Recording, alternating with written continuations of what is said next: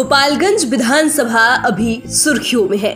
बिहार का ये महत्वपूर्ण विधानसभा क्षेत्र है और यहाँ से यूपी बॉर्डर भी काफी नजदीक है। गोपालगंज विधानसभा क्षेत्र से जीतने वाले 2 विधायक मुख्यमंत्री की कुर्सी पर पहुंच गए थे। इनमें एक अब्दुल गफूर तो दूसरा सत्येंद्र नारायण सिन्हा थे। इतना ही नहीं, बिहार के मुख्यमंत्री रह चुके लालू यादव का गृह जिला क्षेत्र भी है। लेकिन लालू यादव के इस गृह जिले में स्थित गोपालगंज में 2 दशक से बीजेपी का कब्जा है, जबकि एक समय था जब गोपालगंज में आरजेडी का वर्चस्व था।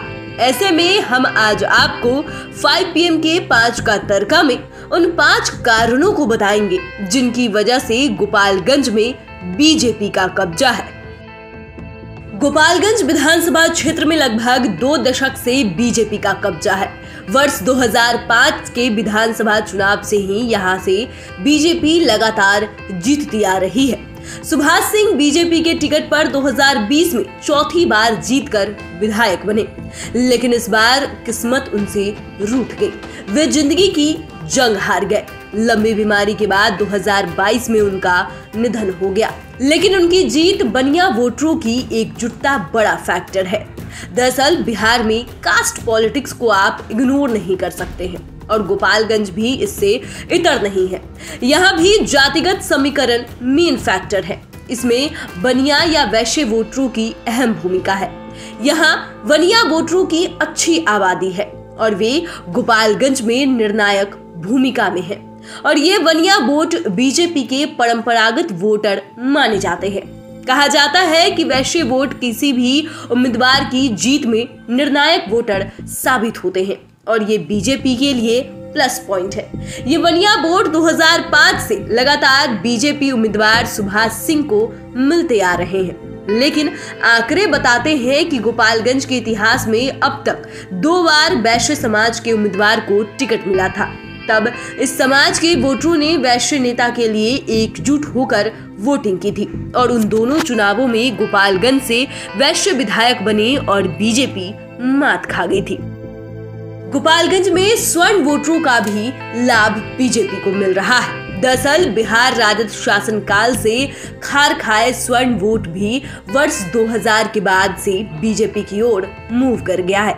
खासकर भूमियार, ब्राह्मण और कैस्ट वोट तो पूरी तरह बीजेपी के पक्ष में शिफ्ट कर गया है और इसका असर गोपालगंज में भी जबरदस्त ढंग से पड़ा है। और जहां तक राजपूत वोटरों की बात है तो गोपालगंज में ये लोकल फैक्टर के रूप में काम किया। चूंकि गोपालगंज में बीजेपी 2005 से सुभाष सिंह को ही लगातार उतार रही थी और वे राजपूत समाज से भी आते थे, इसलिए राजपूत जाति का वोट भी बीजेपी की झोली में जा रहा था।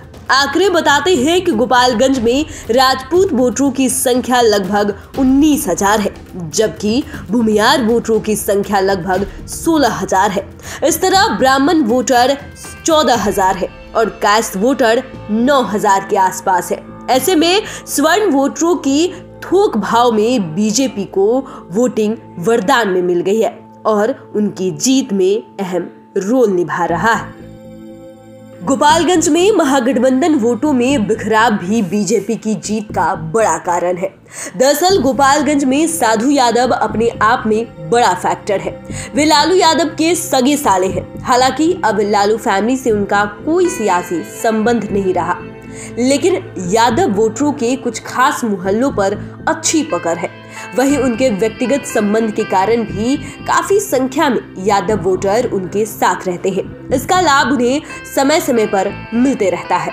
इसी बिखराव के चलते 2015 में भी यहां से महागठबंधन के उम्मीदवार हार गए थे, जबकि उस चुनाव में लालू और नीतीश एक साथ थे। 2020 में ये सीट कांग्रेस के खाते में गई थी। खुद तेजस्वी यादव प्रचार करने गए थे। इसके बाद भी महागठबंधन के उम्मीदवार फेंका गए। नहीं चाहने के बाद भी साधु यादव दूसरे नंबर पर आ गए थे। आंकड़े बताते हैं कि गोपालगंज में आरजेडी का MY समीकरण का वोट मजबूत संख्या में है। यादव वोटर्स की संख्या लगभग 47,000 है, जबकि मुस्लिम वोटर 58,000 के आसपास है।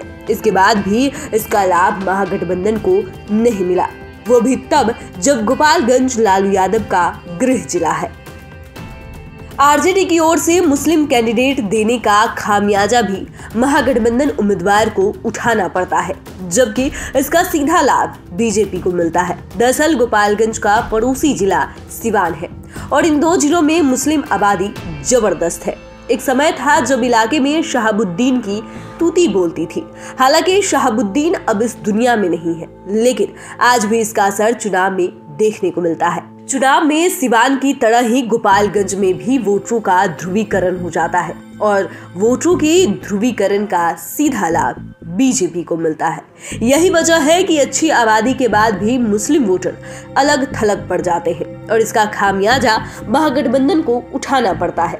बता दें कि गोपालगंज में 2015 तक आरजेडी तो 2020 में कांग्रेस ने उम्मीदवार उतारा था, लेकिन 2000 से ही यहाँ से ये दोनों दल मुस्लिम उम्मीदवार को ही टिकट दे रहे हैं।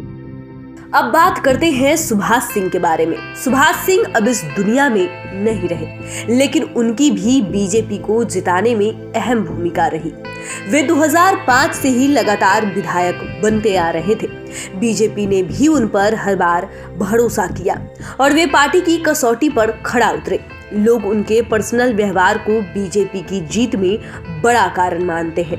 वहां के लोगों का कहना है कि सुभाष सिंह का स्थानीय लोगों के साथ व्यवहार काफी मृदुल के साथ कुशल भी था। वे अपने क्षेत्र के लोगों को काफी सम्मान देते थे। साथ ही उनके दफ्तर या आवास पर पहुंचने वाले लोगों को वे निराश नहीं करते थे। ऐसे में जातीय समीकरण के साथ ही उन्हें उनके पर्सनल व्यवहार के कारण भी वोट मिलते थे और इसका सीधा लाभ बीजेपी को मिल रहा था। इतना ही नहीं, नीतीश कैबिनेट में मंत्री बनने के बाद उनके कद में काफी इजाफा हुआ था और यही वजह रही कि जब उनका निधन हुआ तो क्षेत्र के लोग काफी दुखी हुए थे। तो फिलहाल के लिए इतना ही। अगर आपने अभी तक चैनल को सब्सक्राइब नहीं किया है तो सब्सक्राइब कर ले।